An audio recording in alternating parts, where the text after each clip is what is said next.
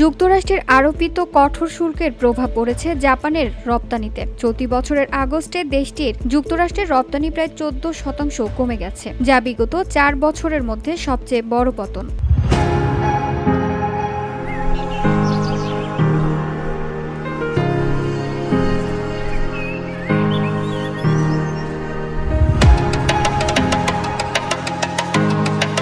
জাপানের গাড়ি রপ্তানি কমেছে 28.4%। গাড়ির যন্ত্রাংশ রপ্তানি কমেছে 7.1%। এই খাতে পতন শুরু হয় যখন মার্কিন প্রেসিডেন্ট ডোনাল্ড ট্রাম্প বছরের শুরুতে বৈশ্বিক বাণিজ্য যুদ্ধে ঝাঁপিয়ে পড়েন।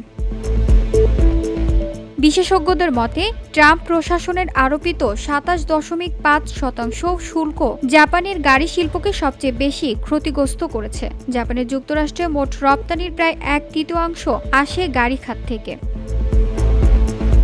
তবে কিছুটা স্বস্তির খবর হলো, মঙ্গলবার থেকে কার্যকর হওয়া সাম্প্রতিক এক বাণিজ্য চুক্তির আওতায় জাপানি গাড়ির ওপর যুক্তরাষ্ট্রের শুল্ক কমিয়ে 15% করা হয়েছে। এই চুক্তি জাপানের জন্য তাৎক্ষণিক বিজয় হলেও বিশেষজ্ঞরা বলছেন, উচ্চ শুল্ক এখনও দেশটির শিল্প খাতের ওপর মারাত্মক চাপ তৈরি করছে। জাপানের বিভিন্ন ব্যবসায়ী সংগঠন টোকিওকে আহ্বান জানিয়েছেন যুক্তরাষ্ট্রের সঙ্গে নতুন বাণিজ্য আলোচনা শুরু করার জন্য। VOD Bangla news desk.